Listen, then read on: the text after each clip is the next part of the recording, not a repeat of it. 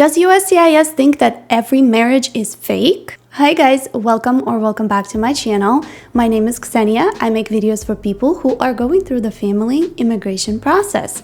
I'm not an attorney. My videos are based on publicly available information, my own experience, and the experience of my subscribers. And the purpose of my channel is to give you guys the confidence to go through this process completely on your own.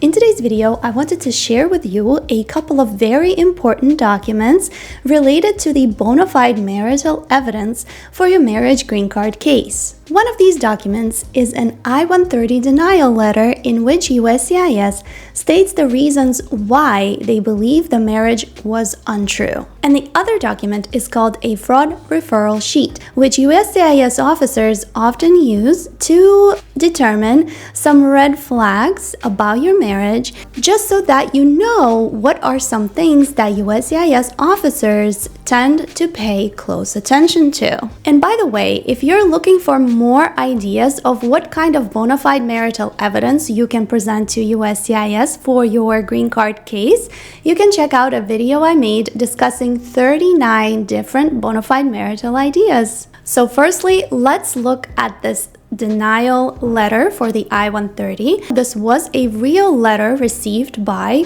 one of the applicants. I have changed some details around to protect their privacy. The first half of the letter typically has a lot of legal language that can seem quite confusing, but they will typically include a statement of facts and analysis, including why they're denying your application or petition. They do mention some of the evidence that this couple have submitted, but they also explain why this evidence was not sufficient. In this particular case, the couple submitted a copy of Discover credit cards. Seems all good, right? And it does say that yes, the cards are under both names, they could see that, but there was no evidence attached in this case that these cards were utilized. So just because you submit financial proof such as credit cards in this case, they need to see the utilization history, because anyone really can go ahead and open a joint bank account or put each other as a authorized user, for example, on credit cards. But you really need to show to USCIS that you are indeed using this bank account or using these cards.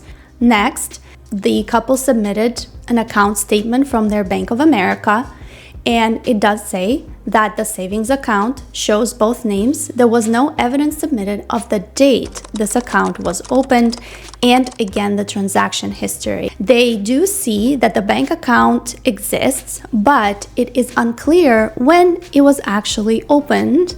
How far into the marriage was it opened? Was it opened almost immediately after the couple got married, or was it opened just before they submitted their green card case? Next, they talked about the benefit enrollment form for things like insurance. It was just an application for joint benefits, but it is unknown if this enrollment was actually given to the employer of the policyholder. So they need to see that it's not just an application for joint benefits, but actually a confirmed benefit for both spouses, because anyone can obtain and fill out an application, but USCIS doesn't actually know if you went through to submitting it to your employer or whoever provides these benefits. Next, they talk about boarding passes from trips that this couple have taken together. And they do acknowledge that yes, it does show that the boarding passes were under both names and the people boarded the same flight.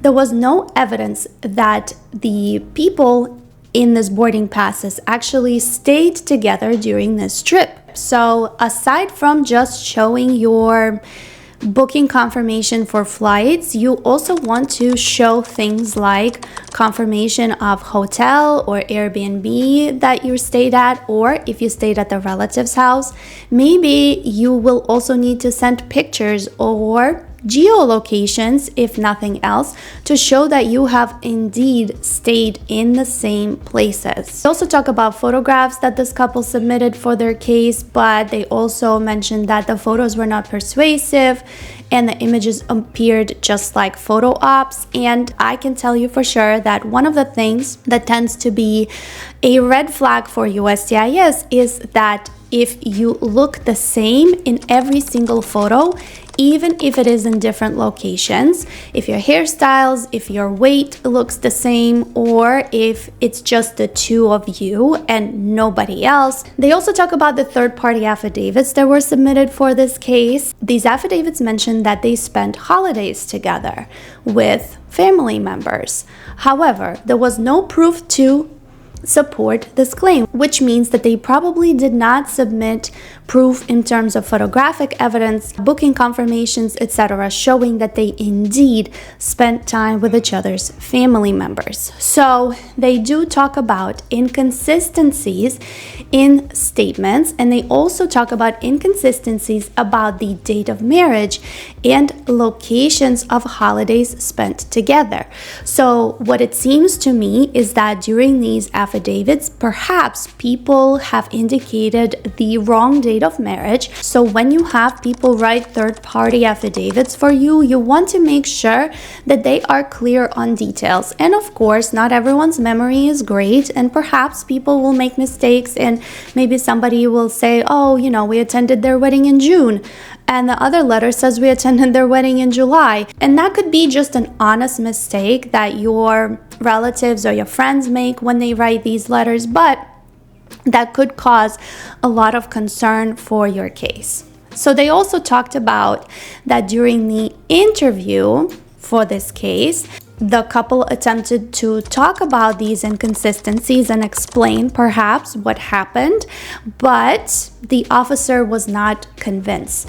Then it's just a lot of legal stuff talking about appealing or not appealing this decision, etc., a motion to reopen, reconsider. So now let's look at the second piece of evidence here, and that is the fraud referral sheet. So during the interview, they talk about the behavioral fraud indicators, and we will talk about green card interviews in another video. So I will not be covering this part in this video. But in the general fraud indicators guide, one of the things that we actually just talked about is having documents issued immediately before the interview. If you are opening a bank account together, submitting that bank account without utilization history, without any statements, may be a red flag. If you have already attended an interview and your officer has not yet made a decision on your case and requests additional evidence from you where you provide them, for example, with a bank account,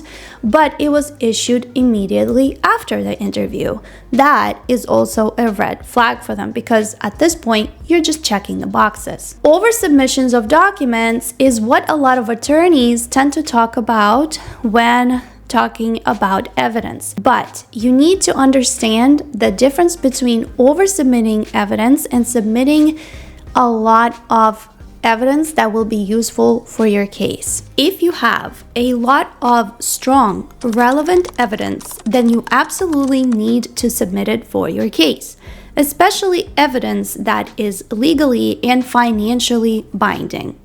In terms of oversubmission, what USCIS means is submitting a lot of minute, irrelevant documentation in an attempt to overwhelm them with evidence.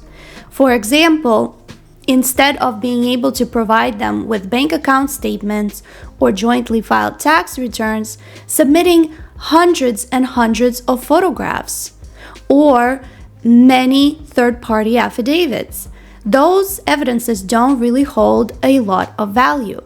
But if you do have a lot of financial evidence, it is of course important to include it in your case. Proactive, explicit, and staged photographs is another red flag. We talked about it a little bit earlier in this video. Some suspect tax filing or financial transactions. This is actually a very interesting point. So the tax filing Generally, USCIS expects that you file your taxes jointly with your spouse. One of the things that people often make a mistake of, which is due to no fault of their own, but sometimes the tax preparers will advise the US citizen or the petitioner to file their tax as single, despite being married in the year for which they're filing. And a lot of the times that results in USCIS seeing that you have declared yourself as single. Before, it used to be somewhat difficult to add your non-resident spouse to your tax returns,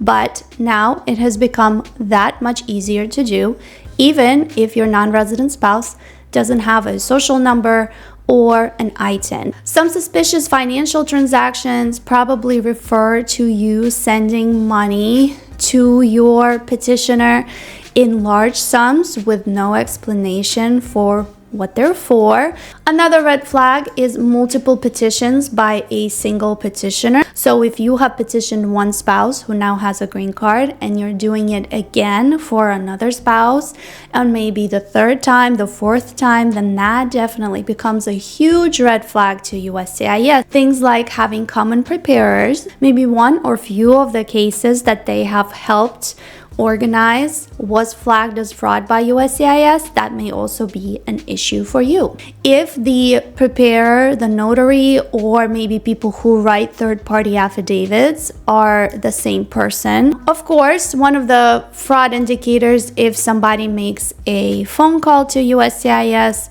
notifying that they suspect fraud. Some documents that look a little bit suspicious, so this could be documents that were altered, documents that are missing information, documents from places that don't necessarily exist. Is also very important that when you are submitting documents to USCIS, that you do not make any notes or alterations in those documents. If there is anything you would like to explain, you shouldn't be doing it on the actual document. You shouldn't be highlighting anything, underlining anything, crossing anything out. That should be attached in a separate letter on top of that particular piece of evidence.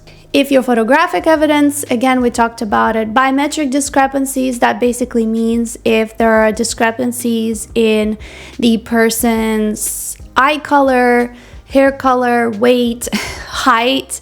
So some of the things like weight and hair color can change, of course, but if there is a difference in your height, or maybe there's discrepancies in what you present in your state IDs or your other evidence like passport, and then it doesn't look the same on other documents, that could be suspicious.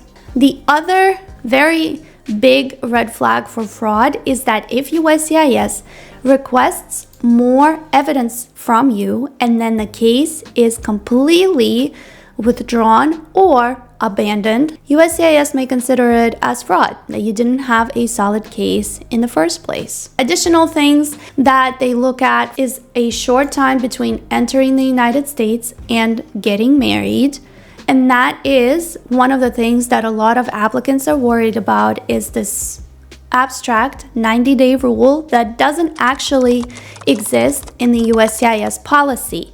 But getting married almost immediately after entering the United States may indicate that your initial purpose of entry to the United States was not to do whatever non-immigrant visa activities you plan to do, and instead getting married. If the beneficiary arrived in the United States on a student visa, technically, this student should not really know anybody in the United States, or if they have relatives here already, that is fine, but that needs to be indicated in their student visa application. Most students will indicate that they're planning to live on campus. However, if upon your arrival to the United States, you, instead of going to your college campus, travel to stay with your boyfriend or girlfriend or future spouse, that may be indeed very suspicious that you actually knew somebody whom you ended up marrying prior to arriving in the United States on a student visa. Unusual marriage history is a very general term that they mention, but having very short-term marriages, having too many marriages, having marriages to people from different countries, maybe even not getting fully divorced before getting married again. Any children born during marriage, so out of wedlock to another person other than your spouse, is a huge red flag. Unusual dates on submitted documents, so some of the things could be you opened your bank account, signed up for health insurance, and maybe even bought a car together at the same time on the same day or within a couple of days.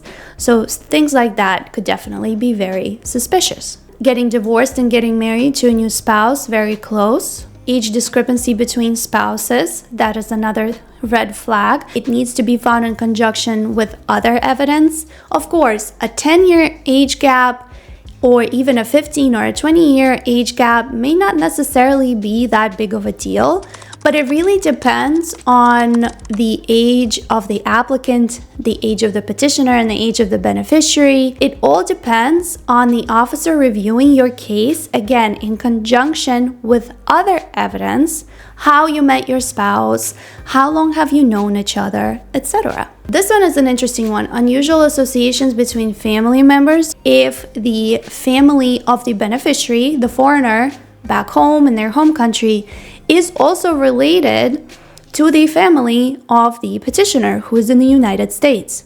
An arrangement to help family immigrate to the United States. Another example could be petitioner and beneficiary being related as cousins or second cousins. Although USCIS will generally consider your marriage valid as long as it is valid in the place where you got married. But again, that could be also a red flag. Unusual cultural differences. One of the biggest things that could come up here is differences in religion between spouses that actually doesn't allow them technically to marry somebody outside of their religion. If the petitioner has a poor financial status, not only is it going to be more difficult for them to sponsor their spouse on the affidavit of support, if the petitioner's source of income is mostly due to the beneficiary supporting them or the beneficiary's family supporting this petitioner, and then that could be a huge red flag. If the beneficiary and petitioner have the same employer, personally, I feel like a lot of people do meet at their workplaces or their schools or in the community where they go to the same church. So I would consider it more of a green flag, but it is also common in fraudulent marriages that co-workers will help each other out. And then the last one is prior marriages to foreign nationals. We talked about it here earlier where the same petitioner may have married multiple foreign beneficiaries and sponsored them for a green card. This was quite a lengthy video, but I hope that after watching it, you have made some conclusions about the evidence that you are presenting in your case, that you are able to show to USCIS that this evidence was not created just for your green card case, and indeed that this evidence was created as part of your ongoing marital relationship. If you haven't yet done so, please like this video, subscribe to my channel if you haven't already, and I hope to see you guys in my next videos. Bye!